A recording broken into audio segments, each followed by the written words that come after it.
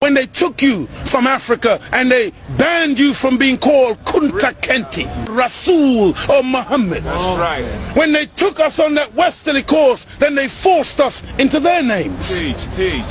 And they called us Smith, Jones, Robinson, Green, Brown, Hogg. A black man called Mr. White. And when we go to China, and we put our passport down, and the Chinese immigration control official looks at that passport and he sees Mr. White, he expects to see a white man. And when he sees the black man, he says, uh-oh, this man doesn't know who he is. But many of us as black people today, we're very foolish people. Because we don't understand why another man gives you his name. Because when he gives you his name, the giving of another's name denotes possession. It means he owns you. As long as you're walking in another man's name, he knows he owns you. You can talk as strong as you like. Yeah, I'm for black, yeah, Mrs. White. Yeah, they're laughing at you. Because they know that when you take another's name, that's why in marriage, in the tradition of marriage, the woman takes the man's surname. Go ahead. And leaves her maiden name, because that taking of the other's name denotes possession. In the event of divorce, you don't walk around with the other man's name. You now relinquish that name because you're no longer with that one.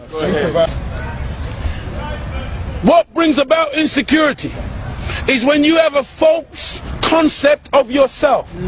And the false concept of self is white supremacy. They believe that they are better because they are white.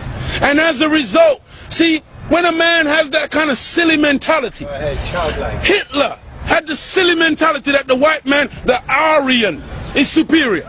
So then at the Olympics, Jesse Owens kicks up all the Aryans. Hitler is outraged. He's angry. The white man pushing white supremacy. That's why they would cut off our penis when they would lynch us. Penis envy. They're afraid of the black man because of our potency, because of our manliness. Because when you look at the black man, he's a real man. He's strong. So then they would have us as mandingos, fighting one another. That's why even today, they want to be the heavyweight champion of the world. They can't find a white man to do it.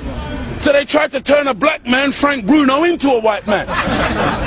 They called him the Great White Hope. They're desperate. We're not allowed to play golf.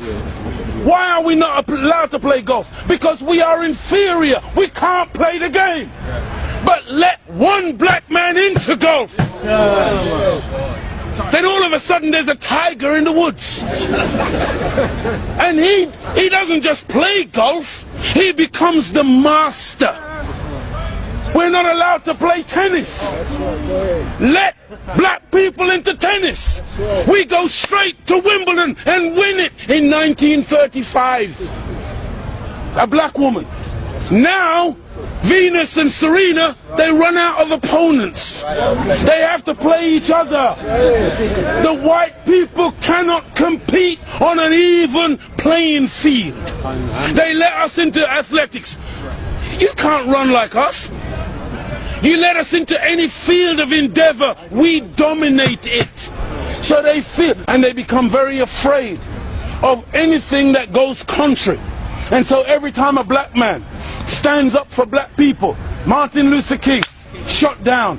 Malcolm X, shot down. Patrice Lumumba, shot down. Steve Biko, shot down. Everyone, Nelson Mandela, they locked him up for 27 years. We can count back 400 years of the most brutal treatment. Look, they took my name, my language, my culture. They killed my mother, my father, denied me religion, disallowed me to read or write for over 300 years. Reduced me to the level of an animal where they branded me on my chest, branded me on my buttocks with a branding iron. And they called me 3/5 of a human being in the American Constitution. Is that the act of a human being or the act of a devil? It's for you, you answer it. just calling white people names. No! We're just going on the basis of what we have experienced.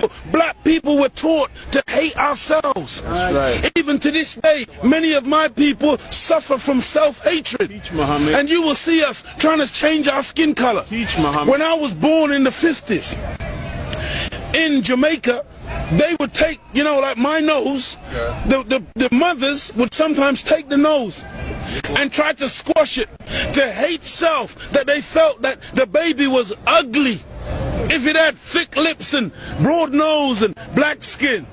And so this is in order to counterbalance that degree of self-hatred, there had to be a teaching given by Elijah to black people that would allow us to fall in love once again with ourselves. See, because look, I know you're a wise man, and so you must understand that I'm a baby in wisdom, but I'm not a fool. And he's saying here today that the Caucasian is in fact the oldest group on the planet. I beg to differ.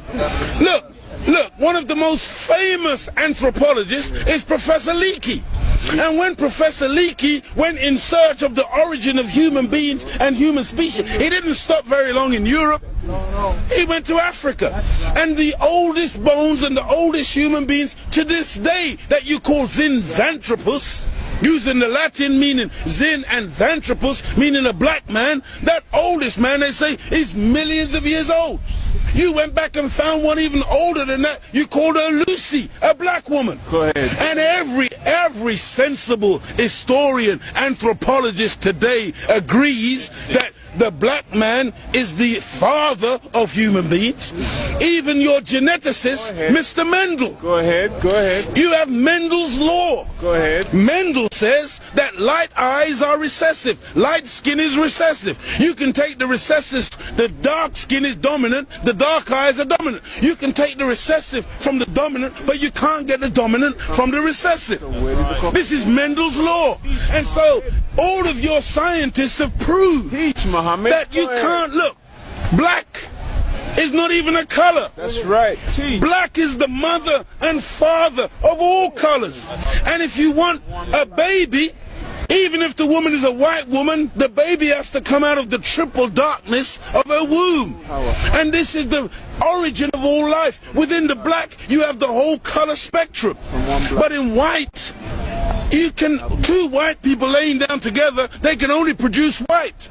But two black people in darkest Africa can lay down together and produce albino with blonde hair and blue eyes. That's right. Teach, Muhammad. This happens all the time. And so we need to really get these facts correct today and understand that as gray as your hair is, you are listening to your father today. Teach, Muhammad. This is daddy talking. Teach. And we mustn't turn. No, this is true. I'm not mocking. The white man, he came into what he called a new world. Teach, Muhammad. And so all of a sudden you started to name things. Teach, Muhammad. So that's why you called it America, based on, what was his name? Amerigo Vespucci, a Caucasian. Africa. That's why you called it Africa, based on the European explorer called Africanus.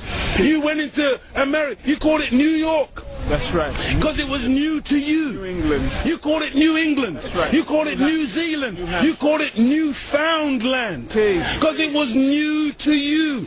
But to us, we were already there. That's why we're called aboriginals. From Ab, meaning abstracted from the Father. Muhammad. From God himself. Original, meaning the first. But you won't find Caucasian people calling themselves aboriginal anywhere on the planet. Teach, Muhammad. Because you're the new man, Paul Newman. From one blood came all human beings, but we produced you from us. Look at this. Even the word human, you've heard the term of a darker hue. Human, meaning a dark man. Human, a man of color. That's why the topsoil of the earth is called humus. It is the dark organic material that gives life to the earth. Whenever you take away the dark organic material or you denature it, you're left with white granulated sand. Desert. ahead, You want to Muhammad. see those of us who think that white something to glorify in. No, no, no. It's a psychological thing with white people where you want to find your place. And your scientists and your historians, they spend so much time asking the question, where do we come from? Because they are puzzled as to your origin. Look at the Chinese, look at the Asians, look at the black people. All of us got dark eyes. All of us got black hair. The only one on the planet who's got ginger hair, blonde hair, brown hair, grey hair, brunette. You are the one that's gone around the world making everything based on color. You were the one who went into Australia. You were the one who went into South Africa. You were the one who went into Asia and classified people and things based on color. So that's why this man, Yaqub, he wasn't a madman. He wasn't a mad scientist. He was a good scientist. And the Caucasian person is a person who is anti-nature. That's why when the sun comes out, I'm energized. Me and the sun, we got a relationship. I love the sun. I don't need no sunscreen. I don't get cancer from the sun. Me and the sun have got a good relationship. I love it and it loves me. But white people, you got to put sunblock on. You got to hide from the sun, because now you might get a little melanoma. Part of me on you, that means you're dead.